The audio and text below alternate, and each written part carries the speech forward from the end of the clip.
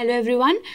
मैंने जो अप्रोचेस वाली वीडियो लाई थी ना, उसमें फर्स्ट वीडियो थी डेटा सफिशिएंसी की। वो प्लेलिस्ट आपको मिल जाएगी डिस्क्रिप्शन में, ठीक है। उसमें जो फर्स्ट वीडियो था वो डेटा सफिशिएंसी का था। तो मैंने आपको बोला था कि मैं जिस तरीके से मैंने आपको समझाया है डेटा सफिशिएंसी बिना सॉल्व किए आपसे बिल्कुल बन जाएगा। तो इसलिए एक्सरसाइज के लिए मैं आपको 5 क्वेश्चन दे रही हूँ। आपको मुझे इसी वीडियो के कमेंट सेक्शन में इसका आंसर बताना है, ठीक। और ये उसी प्लेलिस्ट का पार्ट है। ये वीडियोस, ये जो भी शॉर्ट वीडियोस आ रहे हैं ना, जैसे मैंने पैराजम्बल्स पे भी एक वीडियो बनाया हुआ है, वो भी उसी प्लेलिस्ट का पार्ट है, ठीक है। तो आप चेक कर लीजिएगा। So this is the first question, this is the second, this is the third, this is the fourth one and this is the fifth one. So solve all these questions and just give your answers in the comment section. And अब हम move करते हैं अपने आज के session में। This is going to be a very short session जहाँ पर हम 2 से 3 चीज़ों के बारे में बस बात करेंगे। और ऐसे शॉर्ट वीडियोस आपके एग्जाम से पहले और भी आएंगे। I don't want to make long sessions. अभी आपका बहुत ही इंपॉर्टेंट है टाइम आपका, तो डिस्टर्ब बिल्कुल नहीं होने चाहिए। इसलिए 2 से 3 चीज़ों के बारे में डिस्कस करेंगे। थोड़ा सा आप केयरफुली सुन लीजिएगा, ठीक है। So let's begin. क्वांट की बात करते हैं कि जब आपको इस तरीके की DI दिखती है ना, मतलब एक क्वेश्चन ही आपको इतना बड़ा दिख रहा है, तो आप उसको जल्दी से आगे करेंगे कि हम दूसरा क्वेश्चन सॉल्व कर लेते हैं। ये तो बहुत बड़ा वाला DI आ गया है और इसको आप सॉल्व नहीं करेंगे। और मैं आपको बता रही हूँ कि ये पूरे 35 क्वेश्चंस में से सबसे इजी क्वेश्चन है end of all the DI सबसे इजी, क्योंकि इसमें डायरेक्टली दे दिया रहता है, आपको कुछ निकालना ही नहीं है। बस बताया रहेगा कि इसका उससे रेशियो इतना है, ये उससे इतना ज़्यादा है। यहाँ पर जो दिया रहेगा ना, समझ लीजिए जियो वाला दिया है, उससे एयरटेल को कंपेयर करके एयरटेल वाला बता देगा और फिर उससे रिलेटेड आपको थोड़ा सा क्वेश्चन पूछ देगा, या एयरटेल वाला बता देगा और फिर एयरटेल से रिलेट करके आपको BSNL का बता देगा और फिर BSNL से रिलेटेड क्वेश्चन पूछेगा। तो एक बार आप इस टाइप के क्वेश्चन को जरूर देखा करिए, बिकॉज दिस इज फ्री। अगर आपको क्वेश्चन बड़े दिख रहे हैं दैट मीन्स वो इजीली सॉल्व हो जाएंगे, ठीक है। और जो छोटे दिखते हैं ना, यही फंसाने का तरीका होता है।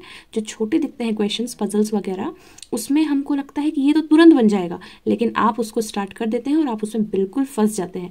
तो कभी भी आपको इस तरीके के बड़े क्वेश्चन दिखेंगे ना, और स्पेशली ये टेबुलर फॉर्म में और DI की बात कर रही हूँ, तो एक क्वेश्चन को जरूर एक बार रीड कर लीजिएगा। आपको पता चल जाएगा कि आगे भी सारे इसी टाइप वाले क्वेश्चन हैं, ताकि आपको डर ना लगे उसे सॉल्व करने में, वो इजिली बन जाएंगे, ठीक है। तो इन टाइप के क्वेश्चन से डरना नहीं है। इस टाइप के जो क्वेश्चंस आते हैं इंग्लिश में, जहाँ पर आपको कॉलम 1 और कॉलम 2 को मैच करना होता है, तो मैं आपको यहाँ पर ये बता रही हूँ ना कि समटाइम्स आपको समझ लीजिए फर्स्ट वाला और फोर्थ वाला सेंटेंस जो है वो बिल्कुल आपको लग रहा होगा कि हाँ ये सही है। देखिए, actor David Prowse, best known for physically portraying the role of the antagonist Darth Vader in the original Star Wars trilogies has died at the age of 85 following a brief illness। हमें बिल्कुल सही लग रहा है। 1 और 4 option में अगर दिखेगा ना, तो हमें ये बिल्कुल सही लगेगा, ठीक है।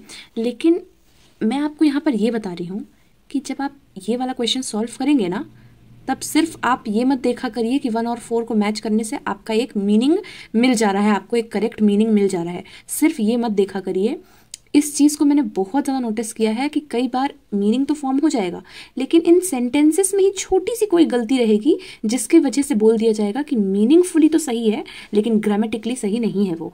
तो इसलिए इसको भी आपको ध्यान रखना है। जैसे इसमें 1 और 4 हमें सही लगता, लेकिन यहाँ पर लिखा है स्टार वॉर्स ट्रिलॉजीज। ट्रिलॉजी जो होता है वो अपने आप में एक प्लूरल वर्ड है, ट्रिलॉजी, TRILOGY, ठीक है, नॉट जीज, नॉट ट्रिलॉजीज। तो इसलिए यहाँ पर ये गलत है। इसलिए 1 और 4 अगर ऑप्शन में होगा तो वो हमें मार्क नहीं करना है। आई होप आपको समझ में आ गया होगा कि इस क्वेश्चन में सिर्फ मीनिंगफुली नहीं, छोटी छोटी चीजें जैसे हम लोग एरर डिटेक्शन में देखते हैं, ग्रामेटिकली भी देखिएगा, ठीक है। का कोई मॉक टेस्ट अटेम्प्टेड है, ठीक है। मैं आपको एग्जाम्पल के लिए बता रही हूँ कि जैसे ये देखिए इंग्लिश में है ये, तो यहाँ पर फ्रेजल वर्ब्स कुछ दिए गए हैं और उनका 3 सेंटेंसेस में यूज़ दिया गया है। ये हमें आइडेंटिफाई करना है that which uses the given phrasal verb correctly. तो समझ लो मुझे बिल्कुल भी अभी मैंने फ्रेजल वर्ब नहीं पढ़ा हुआ है, समझ लो, और मुझसे ये 27th क्वेश्चन भी नहीं बना, 28 भी नहीं बना, 29 भी नहीं बना, 30 भी नहीं बना, ठीक है। चीज़ें हमें पता होती हैं, बट देखिए 2 में हो सकता है हमें सही लग रही है। काउंट ऑन का मतलब तो हमें सबको पता है कि हाँ ठीक है, डिपेंड करना, रिलाई करना, लेकिन फिर भी कुछ कन्फ्यूजन समझ लो अगर हो जाए और हमारा जो आंसर है ना वो अगर नहीं आ पाया, तो ठीक है, हमने उसे मॉक में छोड़ दिया। लेकिन आफ्टर मॉक आपको ये चीज़ देखना होगा कि वो चारों के मीनिंग्स क्या हैं। अच्छे से आप देखिए कि आप क्या सोच रहे थे। जैसे इस क्वेश्चन में ऑल 1, 2 एंड 3 आंसर आया है, और हम जो जब सॉल्व कर रहे थे तब भी हमें लग रहा था कि तीनों ही तो सही लग रहा है, कुछ गलत नहीं लग रहा है। तब आप आकर जब इस आंसर को देखेंगे ना, तब आपको रियलाइज़ होगा कि ठीक है, मुझे कॉन्फिडेंस जो है वो अपने अंदर बिल्ड करना है कि मुझे जो लग रहा है वो मैं टिक कर सकूं। ठीक है, सारे क्वेश्चंस आप देखा करिए कि क्या आप सही सोच रहे थे या गलत सोच रहे थे। जैसे करोड़पति में दिखाता है ना लास्ट में कि आप अगर चूज़ करते तो क्या करते, तो बताता है, तो फिर उसको कॉन्फिडेंस आएगा ना कि हाँ, अगर मैं चूज़ करता रहता तो मैं बिल्कुल सही चूज़ कर रहा होता। तो इस तरीके से ही मैं बोल रही हूँ कि आप एक बार देख लिया करिए कि आप क्या करने वाले थे फिर भी नहीं किए, ताकि आपके अंदर एक ये पॉइंट आए कि एग्ज़ाम में जब आपको इस तरीके कुछ आंसर मार्क करने हो तो आपके अंदर थोड़ा सा कॉन्फिडेंस बिल्ड हो सके। ठीक है, इसलिए बोल रही हूँ कि ये सारी चीज़ें एक बार आंसर ज़रूर देखा करिए, और अगर आप गलत थे उस समय तो अपनी गलतियों को देखिए, अपनी मिस्टेक्स को देखिए कि आप क्या सोचकर गलत कर रहे थे और क्या हमें आगे नहीं करना है। So that was all. I don't want to make long sessions for now because your pre-examination is just around the corner. If you liked the video really, then please do subscribe to the channel. That was all. This is Sabia signing off.